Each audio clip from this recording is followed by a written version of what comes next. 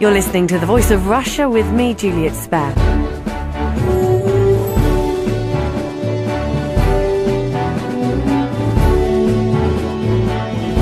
There are claims too many smart British graduates are leaving the UK to work abroad and that the UK is suffering from a so-called brain drain. The Member of Parliament making these claims joins me here in London. Nick de Bois is the Conservative MP for Enfield North. And joining in the debate about whether Britain's economy is suffering as a result of professionals moving abroad is Felix Mitchell, co-founder and director of Instant Impact, which is a graduate recruitment company based in the UK.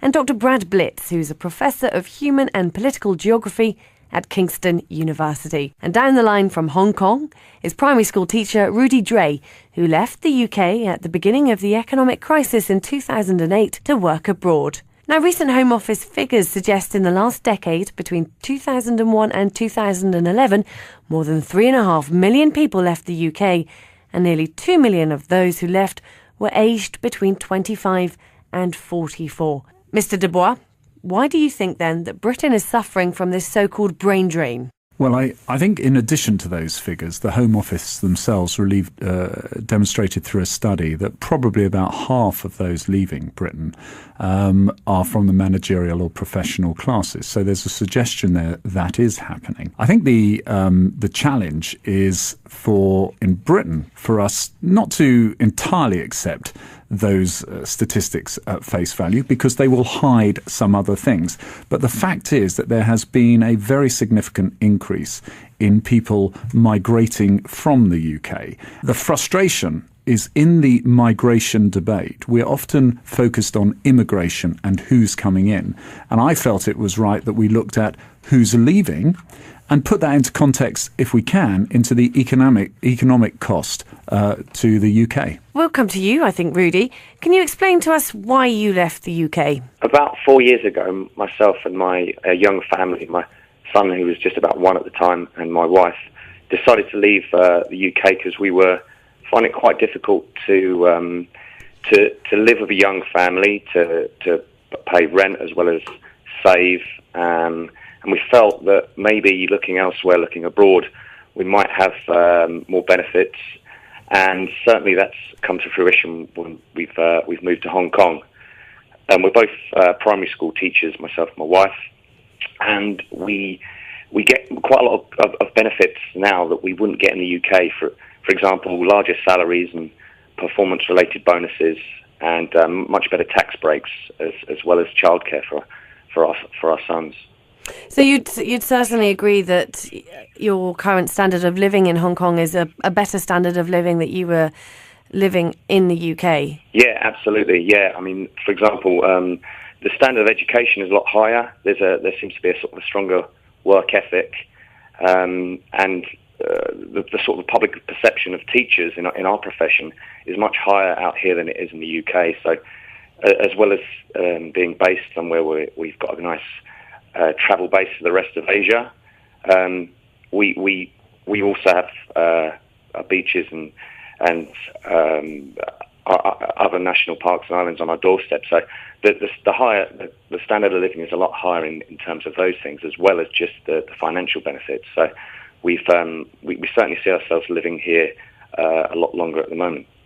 Do you not think then there's a choice that people make to live abroad, not just on economic decisions, but because they might have a perspective in life that they want to travel the world and see more of it than perhaps staying in the same country that they grew up in? So it's that perception that you want to tackle as well, Nick? Well, I don't think it's a question of tackling it. I accept that there are lots of reasons why someone may want to leave. I mean, when I was writing the first blog on this, it was snowing and it was cold and it was miserable. You can quite understand some of the non-financial criteria for going. What I recognise is we are in a global marketplace. Its freedom of movement of labour is very easy, and people are right to look where they can best exploit their opportunities.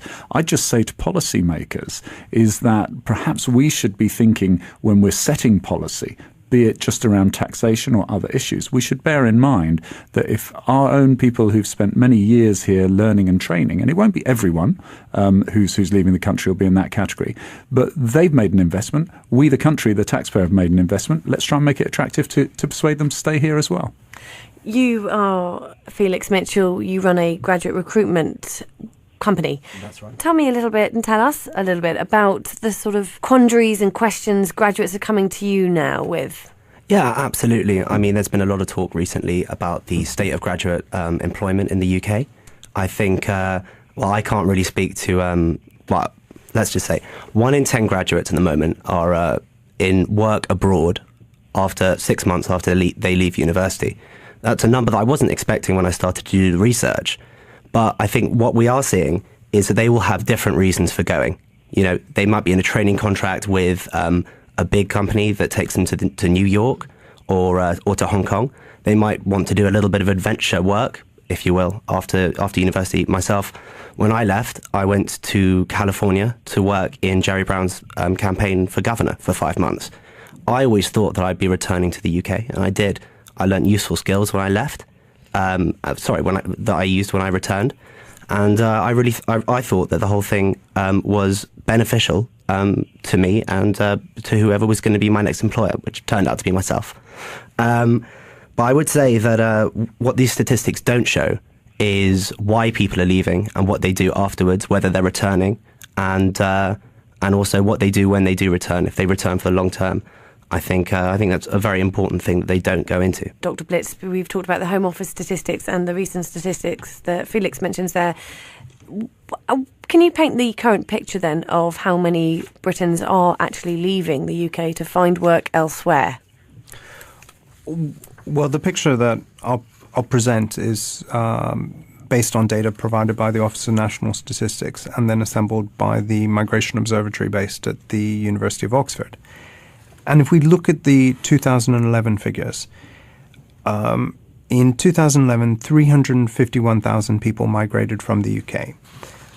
Of this, about just under, about 40% were Brits. 149,000 of these were Brits. Where were they going to?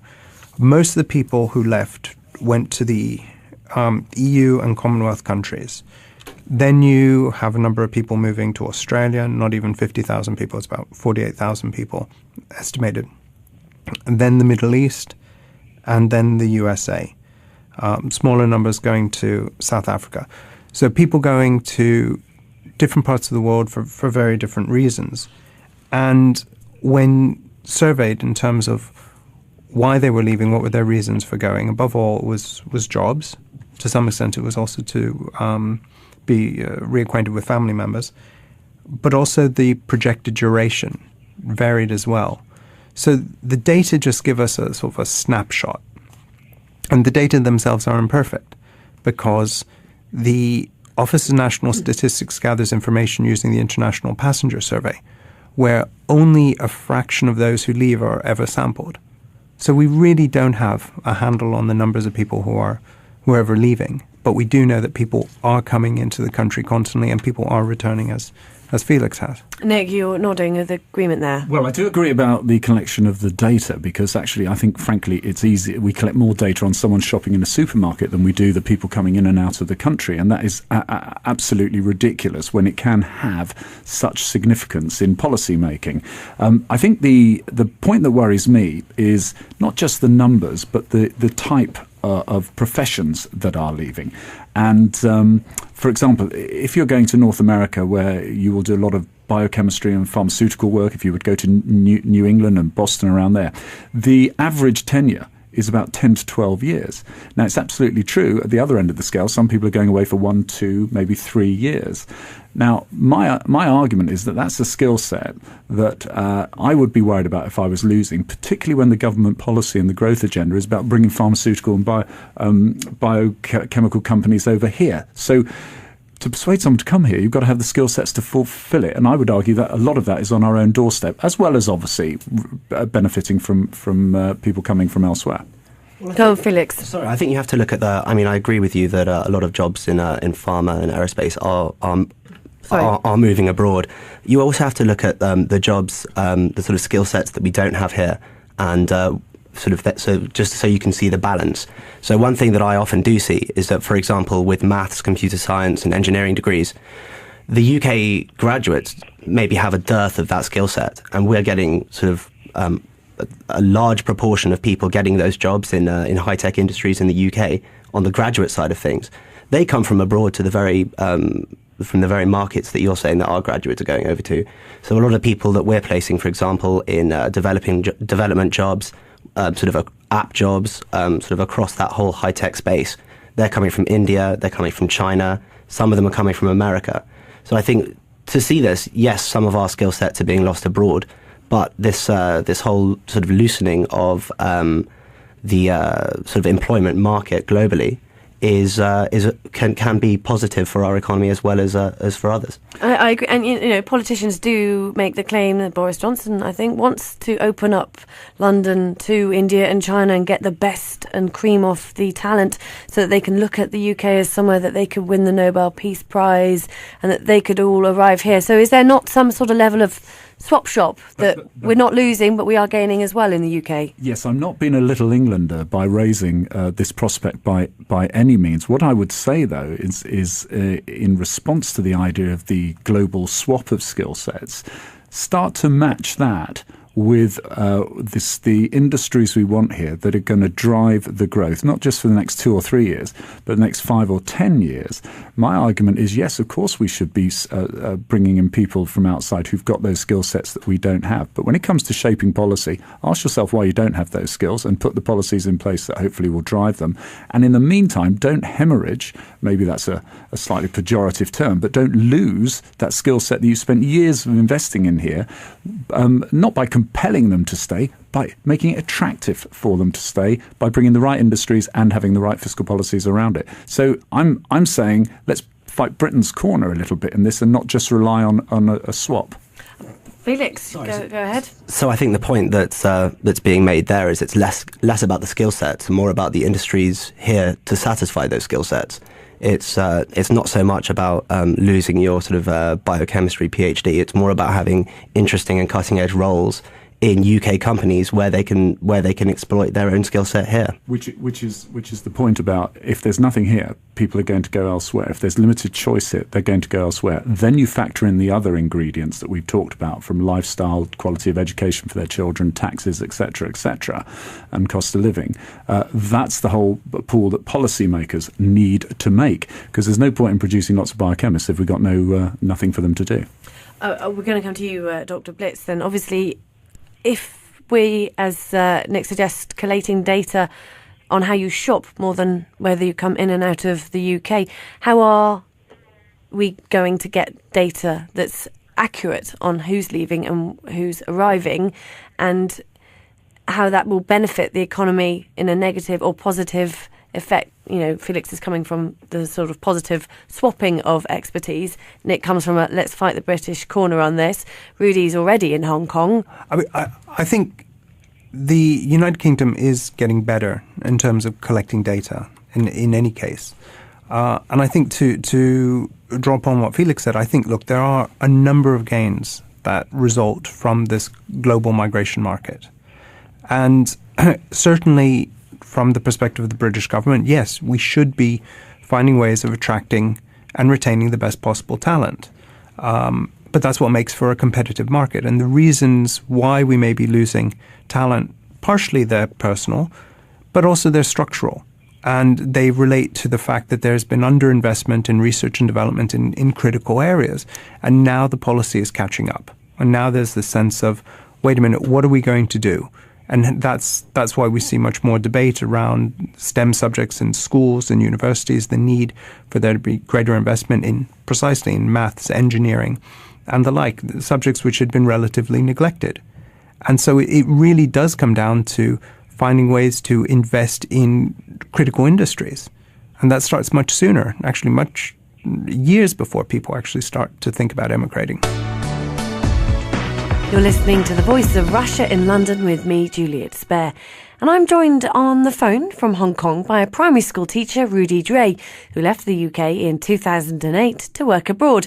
Dr. Brad Blitz, a professor of human and political geography at Kingston University, Felix Mitchell, co-founder and director of a graduate recruitment company, and Conservative MP making the claim that Britain's suffering from a brain drain is Nick de Bois. Let's just take something that's extremely topical now, this advanced engineering. We're talking about expanding a high-speed rail network through the United Kingdom at the moment, all right? So I'd like to think that there's a lot of skill set, homegrown skill set to deal with that. But if we're going to attract investors and inward investors into this country to set the companies up that will use the skill sets that we're talking about, we've also got to do something else as well as address the structural issue. The whole language of government has to change at the moment, and this is one of my great concerns. At the moment, if you look at perhaps Rudy, who's out there, gone to Hong Kong, he looked around, I'm guessing, and thought, you know, there's years of debt to pay in this country. There's going to be a lot of problems facing us. I'm quite depressed as it is. And everyone's telling me that, you know, I might as well call it a day because life is so bleak and glim. And what do I, someone who's got talent, I want to look after myself, my family, and get the best possible I can for them. At the moment, the language coming from our leaders in many walks of life is not painting a picture of the medium-term future. We all know the next 2 or 3 years, and a bit longer, sadly, is going to be pretty tough. We need to share a vision of what we want this country to be and how it will reward aspiration, ingenuity and innovation, not just for the companies and the businesses, but the individuals themselves. Who in business is going to want to invest here when every day you pick up a paper or listen to the newspaper saying, we don't like you making profits, we're going to tax you even more? We have to set an agenda for the future. Rudy, would you ever contemplate moving back? Obviously, you tend to want to put back in what you've taken from the country, and we still have a very strong affinity to the UK, and our children consider themselves British, even though we're living abroad.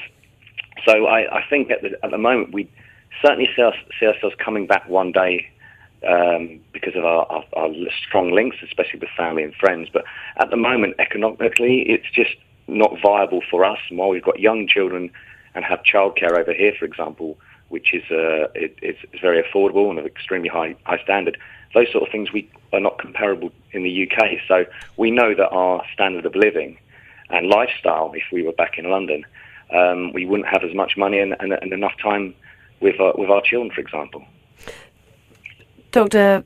Blitz, then, you in some ways agree with then Rudy's dilemma as to why he's staying out there? Well, look, obviously it's deplorable that someone should have to think that because childcare is just so unaffordable in this country, I'm going to have to look abroad. At the same time, I think it's extremely encouraging that Rudy is saying, well, look, you know, one day I do want to return. And just to illustrate this, my daughter goes to an international school.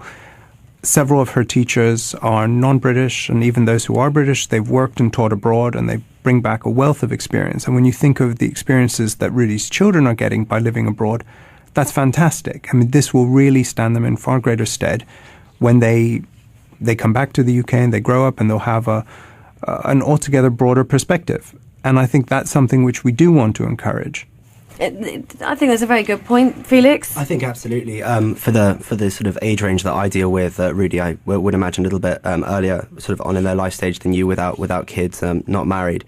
I think that it can be very, very beneficial to them to go abroad and to work for a few years, both to get that sort of cultural side of things that you were mentioning before, but also there's a real benefit professionally. If you do sort of 2 years abroad working in China, for example, I think you're a very, very employable asset when you come back to the UK, not only because of that 2 years, but also for your understanding of their business practices and in terms of sort of really even in terms of how they think in a business sense.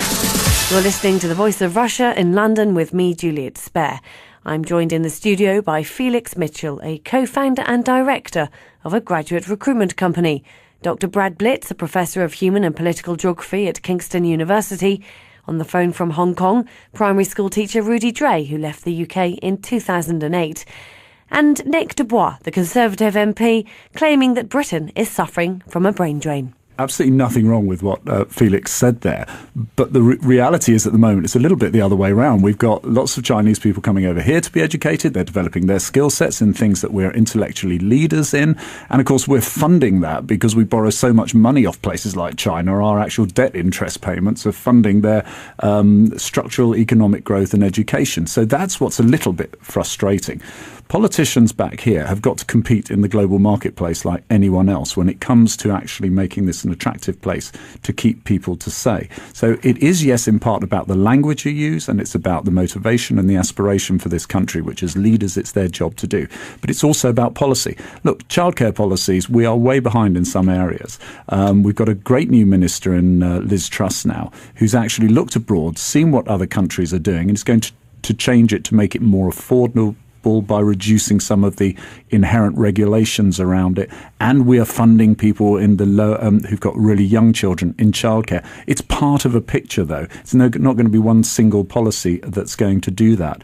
And I welcome that, but we've got to, we're running out of years. Does it feel then the UK is a bit of a step behind? Because I think what you say, Dr. Blitz, about Rudy's children, and Rudy, you can agree or disagree, but having that experience and growing up in Hong Kong and learning effortlessly another language will stand your children in better stead, or will make them more employable in the future by being bilingual, or in the global world they live in. Does that ever cross your mind, Rudy? Yeah, absolutely. Yeah, for example, my oldest son, who's 5, is learning Mandarin at school, and he's part of an international curriculum, and he's mixing and is being educated with children from all around Europe, as well as China and Hong Kong based as well, with lots of different backgrounds. So I think something like that, for him to be more open-minded and internationally minded, I think that's going to be it's going to be fantastic for when he gets older.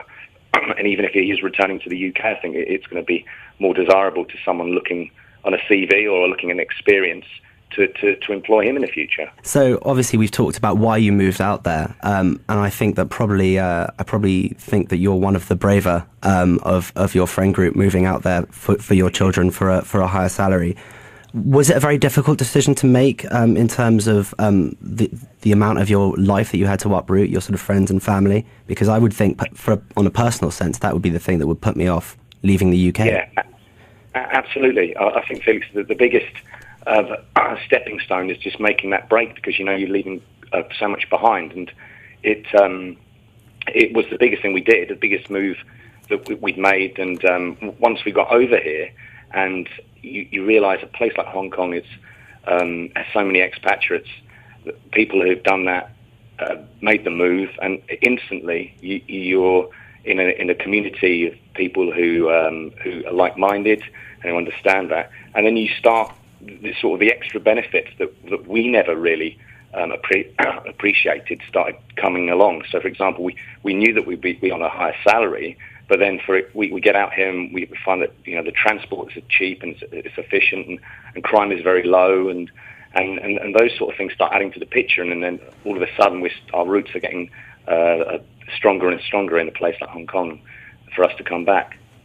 Well, I suppose I'll bring the debate back around to Nick now, because obviously you're campaigning, or you're wanting to be heard, that you think there is the British economy will be damaged if we don't, or politicians don't do something about a brain drain. But then Rudy gives a very strong argument as to why Hong Kong is better to live than Britain. Hey, I'm with Rudy. I can understand why he's made those choices, and thousands of people are making those choices. This isn't about the individual and the choice. It's about us trying to redress the balance so it actually starts to look quite attractive not to uproot yourself. I think you asked a very good question there, Felix, and Rudy said, yes, it's not the easiest thing in the world to up sticks and go. So our job is obviously to just leave that little bit more incentive for people to consider staying here. But they've got to have practical, real reasons to do that, as well as we show the leadership to do it. What is very interesting is I don't think, and none of the data as I've dug down into it, has demonstrated people are leaving just because tax rates may be better. It's not that simple by any means. There are quality of life issues and maybe disposable income issues when you get out there, but it's not as crude as that. That again would be just part of the package. So no, I don't hold it against the Rudies and his contemporaries. I think it's perfectly understandable. I just want to compete to help them stay here. I don't think Britain really is suffering from a brain drain. The only thing I would want to add is that I think it's really important just to ensure that there are policies and practices in place to ensure that when people return, or should people want to return, that they can do so, and that they can come back, they can set up businesses, that they can re-enter professions, and that it is not such an onerous situation that they might decide against it. I think ultimately a strong economy needs to make it friendly for such people to return. Well, I suppose the final word for me, in terms of graduates leaving the country, would be the fact that a very good graduate will be able to find a job in the UK. I think, as you said before, there are definitely, everyone has their own reasons for leaving. Some people for longer, some people for shorter. In my experience with the clients that I work with, are the SME companies that we place our graduates in. They're finding the graduates with the skill set through us. They've obviously struggled a little bit to find graduates themselves, but again, that can be for an absolute huge number of reasons. One of the best things about America that I experienced when I was out there was that doing well beyond your years, setting up a company, for example, or getting promoted before your time, was always celebrated. Whereas I feel that here in the UK, we have a bit of a culture of going along a set career path. And I think if we really do want to bring industries and innovations to the UK, we really need to start celebrating the entrepreneur and the innovator a little bit more than we do. Just a thought. There may not be, as has been suggested, a brain drain now, but let's just accept that 2 million people between 25 and 44 are leaving this country, of which a large proportion are what we would say entirely homegrown. The fact is, with the picture that's been painted for the next 5 to 10 years, I expect that to increase. That's the threat. That's the danger, in my opinion, and the policymakers need to address that now. And Rudy, I want to come to you now. Do you have any regrets? Not at the moment, Juliet, but I think that there's an emotional part of us who always feel an attachment, and whereas we've only been away for a couple of years, I think we sort of see ourselves here in the near future. So it would be lovely to think that we could come back and things in England might look a bit better than they certainly are at the moment, and that would be wonderful for us and certainly our children in the years to come. And Nick de Bois, what would you say to those graduates that have gone? I'd want to be saying to those people, bring your skill sets back here that you've developed and that you've learnt abroad.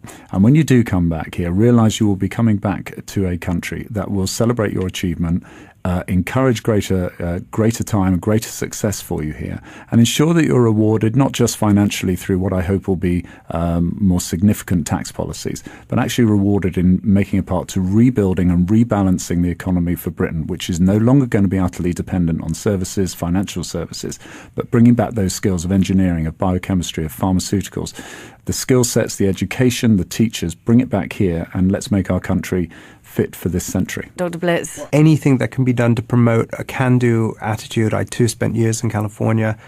I do know the way Americans do this, and I dare say that the ethic that Rudy has spoken about, that he's been exposed to in Asia, this is great. And Britain does need to welcome such people and realize that it is on the back of people that success is built. I'd like to thank all my guests, Nick de Bois, the Conservative MP, Felix Mitchell, co-founder and director of a graduate recruitment company, Dr. Brad Blitz, a professor of human and political geography at Kingston University, and on the phone from Hong Kong, primary school teacher Rudy Dre.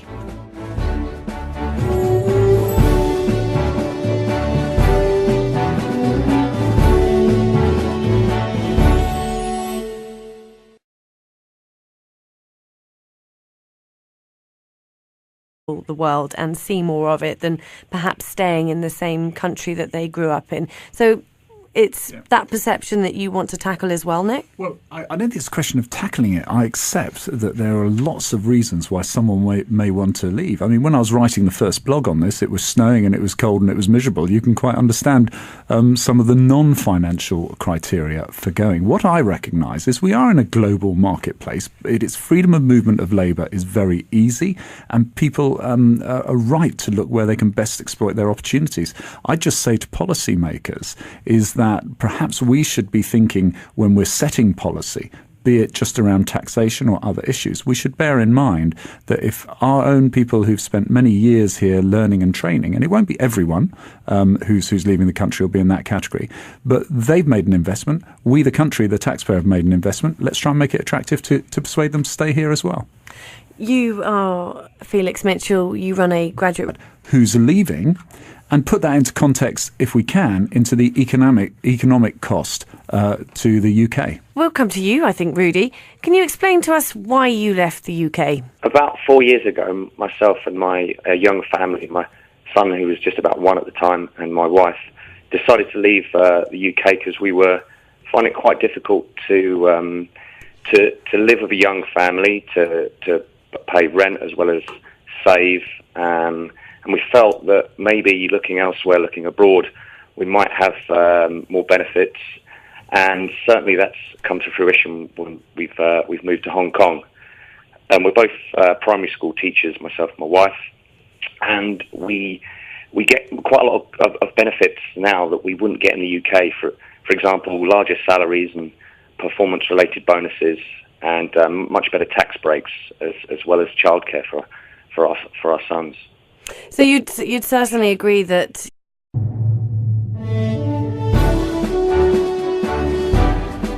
You're listening to The Voice of Russia with me, Juliet Spare.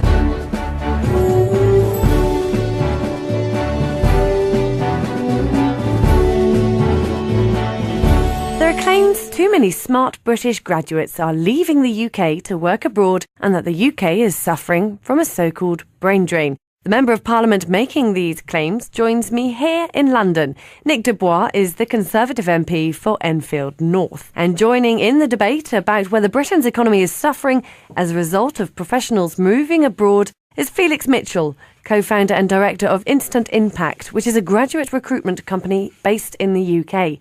And Dr. Brad Blitz, who's a professor of human and political geography at Kingston University. And down the line from Hong Kong is primary school teacher Rudy Dre, who left the UK at the beginning of the economic crisis in 2008 to work abroad. Now, recent home off your current standard of living in Hong Kong is a better standard of living that you were living in the UK. Yeah, absolutely. Yeah, I mean, for example, the standard of education is a lot higher. There seems to be a sort of a stronger work ethic, and the sort of public perception of teachers in our profession is much higher out here than it is in the UK. So, as well as being based somewhere where we've got a nice travel base for the rest of Asia, we also have beaches and other national parks and islands on our doorstep. So the standard of living is a lot higher in terms of those things, as well as just the financial benefits. So